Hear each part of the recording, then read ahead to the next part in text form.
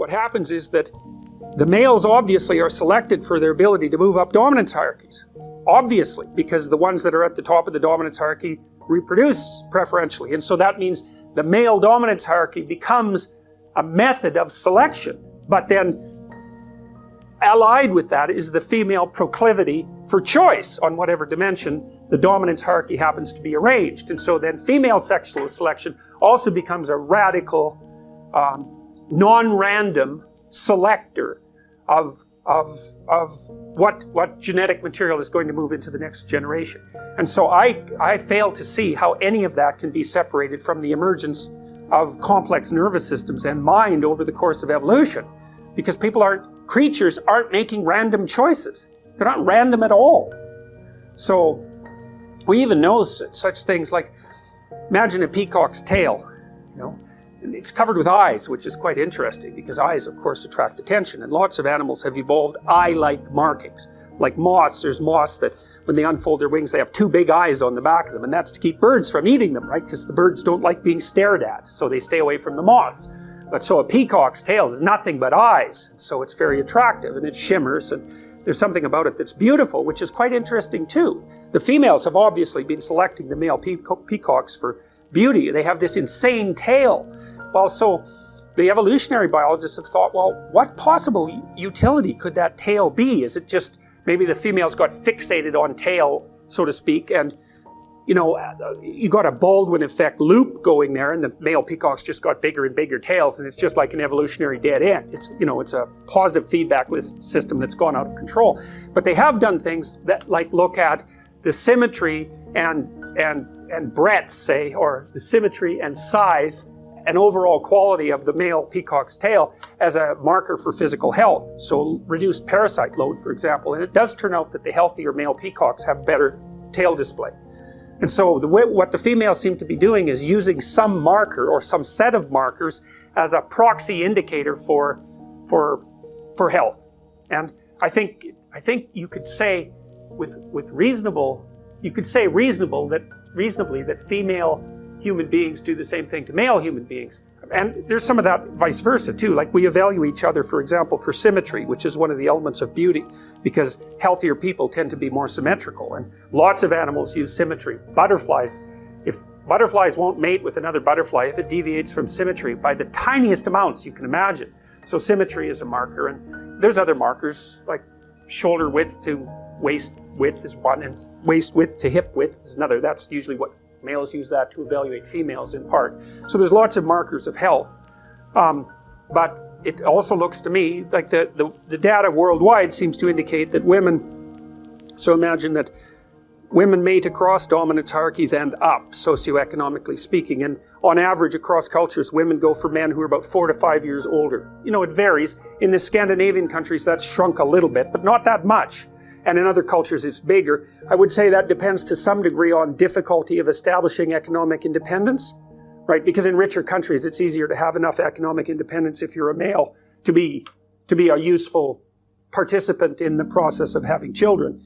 But it doesn't matter. Cross-culturally, it's still across and up, where men mate across and down. They don't care much about socioeconomic status. It doesn't seem to be part of their selection method, generally speaking.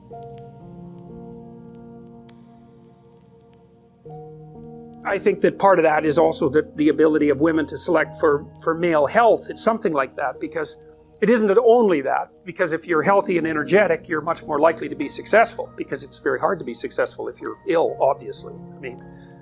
Because the competition is just too high.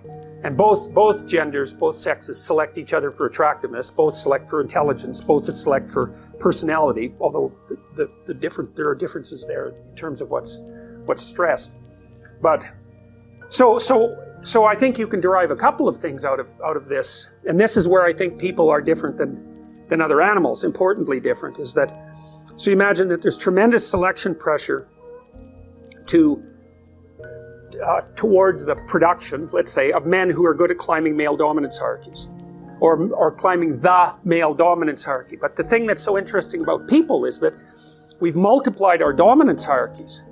If you take an animal that's got a rather static behavioral pattern, then there's there's a single hierarchy. Elephant seals are a good example of that. So elephant seals, the males are absolutely massive. They're way, way bigger than the females. And they basically have harems, roughly speaking.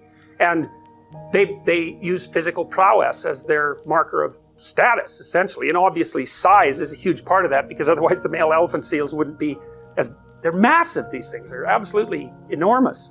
And so it's just power / health, you know, maybe aggression, something like that. It's whatever makes them more suitable for the kind of physical combat that elephant seals engage in.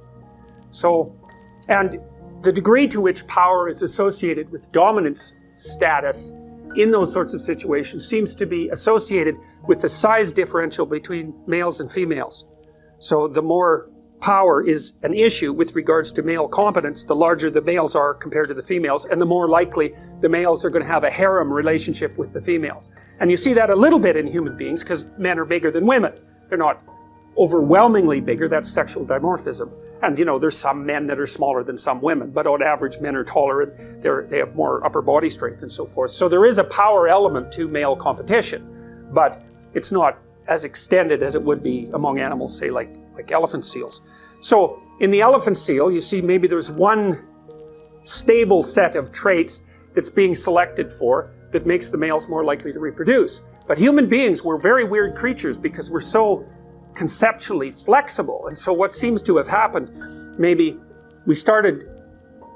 males started selecting each other for in dominance competitions for something like cognitive flexibility and conscientiousness. It's something like that.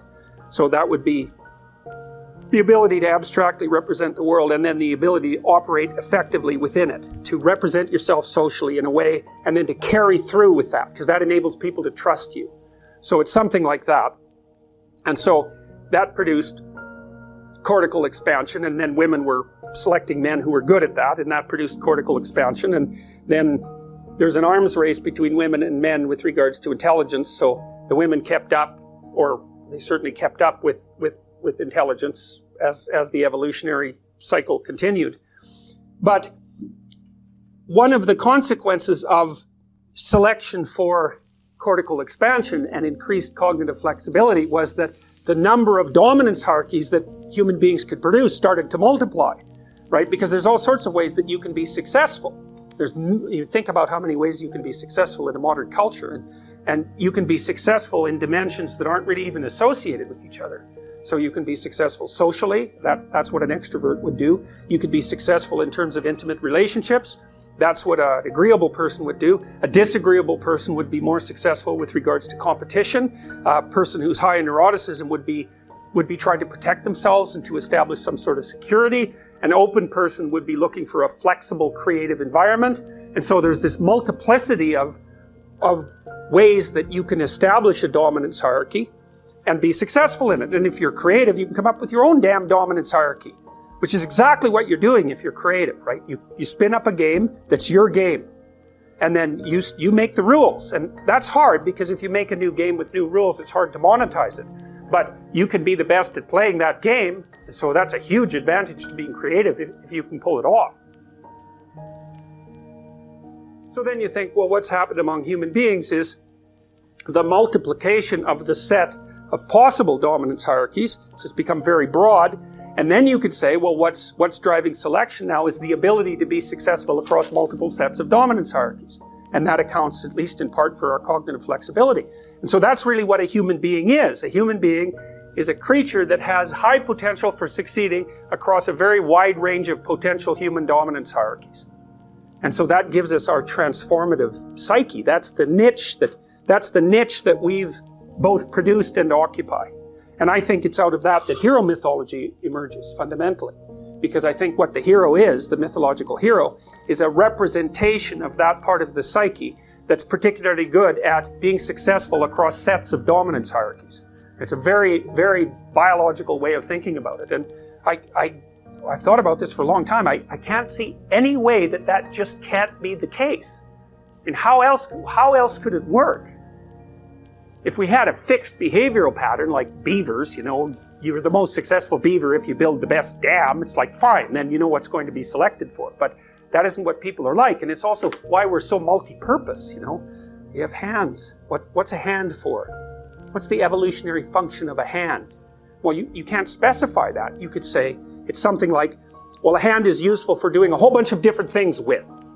Well, and mouth, tongue, same thing. What are words for? Well, it's the same thing. They're for communicating a very wide range of information.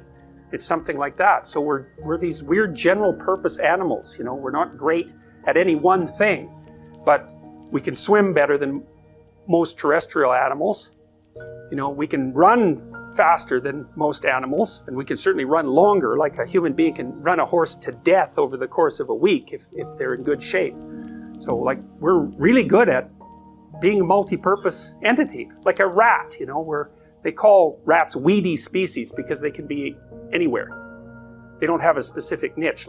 There's animals down in the Amazon that they're specialized for one tree, or one type of tree in one tiny little area. That's not what human beings like. We're like cockroaches or rats, which is a nasty comparison, but we can go anywhere and thrive. And so being particularly good at that, being particularly good at being able to go anywhere and thrive, also seems to me to be a canonical element of the hero mythology.